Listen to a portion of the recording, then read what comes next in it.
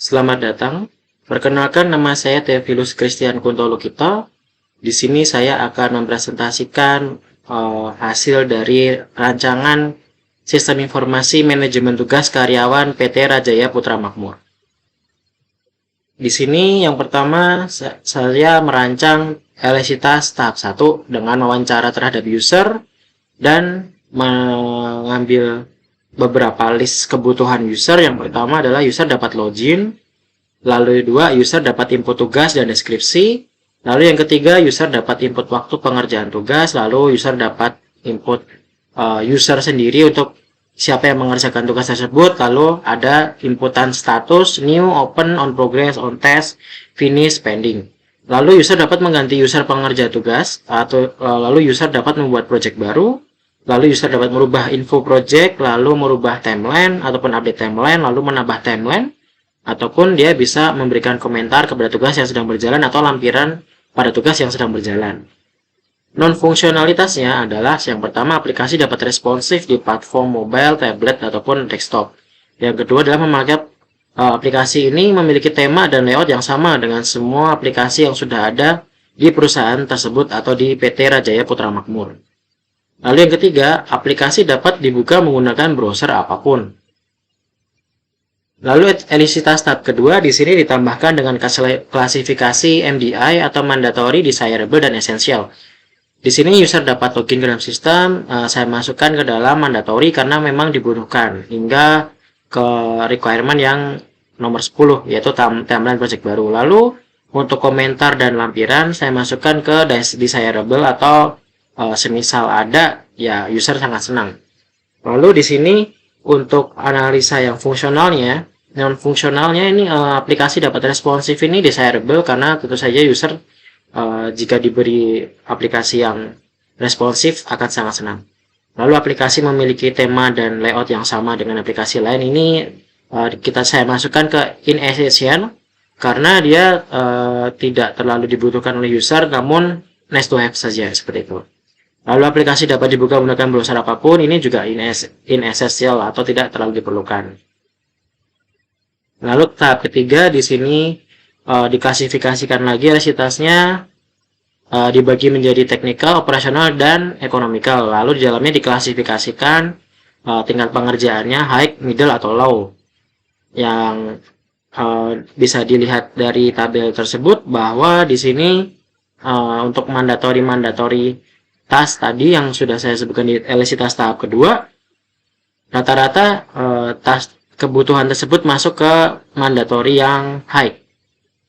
Lalu di sini beberapa juga masuk ke medium, lalu ke low itu untuk economical sectionnya, atau karena di sini kebutuhannya sebenarnya sudah satu aplikasi dan satu sistem, jadi untuk pengembangannya tidak terlalu membutuhkan waktu dan ekonomi yang sangat banyak.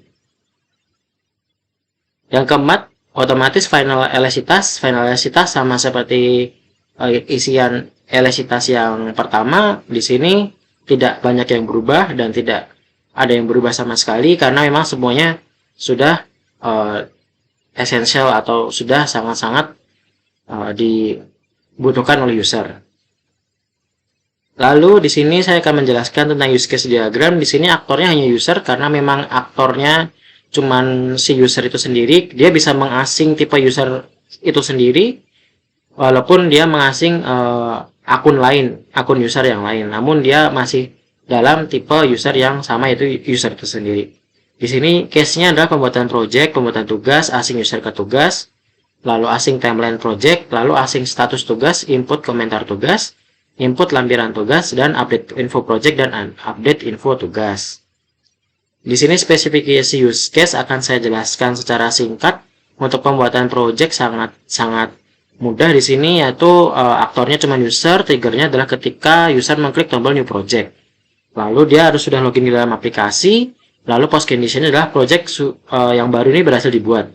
Lalu sukses skenario-nya seperti skenario sukses untuk membuat sebuah data baru, dia membuka form, lalu input nama, timeline, deskripsi, lampiran, lalu klik buat project, dan sistem akan menampilkan informasi berhasil membuat project baru. Untuk alternatif flow-nya adalah negatif flow dari yang saya sebutkan di atas. Ketika sudah mengisi semua form, ternyata sistem gagal menyimpan dan menampilkan informasi gagal dibuat project baru. Lalu case pembuatan tugas sama seperti pembuatan project, namun di sini dia harus sudah masuk ke dalam dashboard project karena memang dibutuhkan salah satu key atau foreign key dari project kita sendiri, yaitu project code. Di sini pembuatan tugas triggernya adalah user klik tombol new task, lalu precondition adalah user telah masuk ke dalam halaman dashboard project. Post conditionnya tugas baru berhasil dibuat. Success scenario-nya user membuka form tugas baru, lalu input tugas, timeline, deskripsi, lampiran tugas, plus user input user yang lain atau dirinya sendiri untuk mengerjakan tugas tersebut, lalu klik buat tugas. Lalu sistem akan menampilkan informasi berhasil membuat tugas baru. Lalu ini untuk case-case yang lain seperti asing user ke tugas, sama yang sudah saya jelaskan sebelumnya. Ketika membuat tugas, dia ketika membuat tugas, user klik drop down, lalu nanti akan memilih user yang akan dia pilih. Dia bisa memilih dirinya sendiri juga. Alternatif flow-nya adalah ketika dipilih, ternyata sistem tidak dapat mengasing user tersebut ke dalam task yang dituju. Dan ini beberapa case-case lain seperti asing status tugas, komentar tugas, lalu case input lampiran tugas, case update info project, case update info tugas.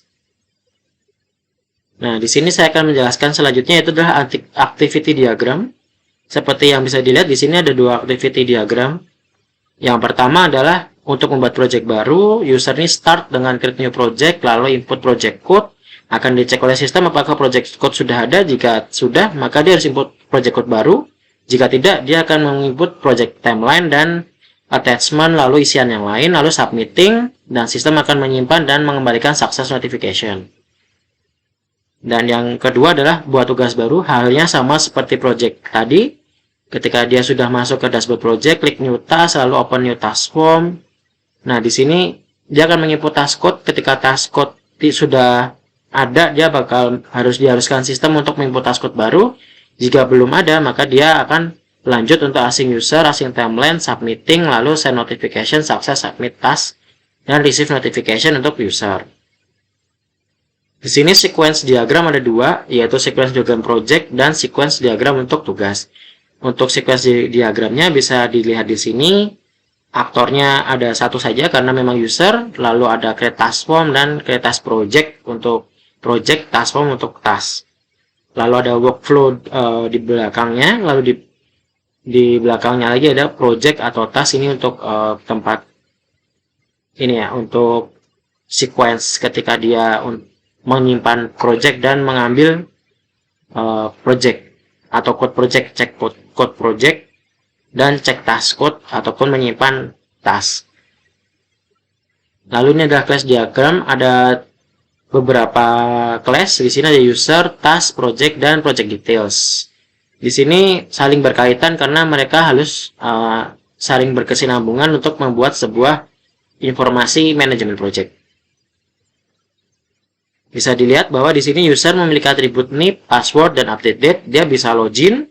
Lalu task, dia memiliki task code, description, start date, end date. Nah, NIP ini diambil dari user tadi karena dia membutuhkan siapa yang membuat task, lalu statusnya. Ataupun dia di sini bisa NIP ini adalah siapa yang diasing ke task tersebut, seperti itu. Dia di sini ada function asing user dan function untuk update status. Lalu ke project di sini membutuhkan NIP juga sebenarnya. Lalu di sini project ini membutuhkan NIP untuk dia mengetahui siapa yang membuat project. Dan di dalamnya project code, description, create date, status, lalu bisa update status. Lalu project detail ini berkaitan dengan project dan task karena di dalamnya ada project code, task ID, atau task code, nanti ada start date dan end date-nya. Sekian untuk class diagram. Nah, di sini ada desain antarmukanya. Yang pertama adalah desain antarmuka beranda. Di sini adalah desain antarmuka untuk ketika user setelah login dia akan langsung masuk ke dashboard project. Di sini spesifik khusus untuk manajemen task dari dalam project tersebut. Lalu desain antarmuka masukkan di sini adalah form untuk inputan task baru. Bisa dilihat ada task code, ada task name, ada async person, lalu start date, lalu description-nya, lalu submit. Ketika sudah berhasil, dia akan masuk ke halaman atau dia akan menampilkan halaman detail dari project tersebut yang berisikan task-task dan asingnya siapa, lalu statusnya seperti apa. Mungkin itu dulu yang bisa saya sampaikan sekarang. Sekian dan terima kasih atas perhatiannya. Terima kasih.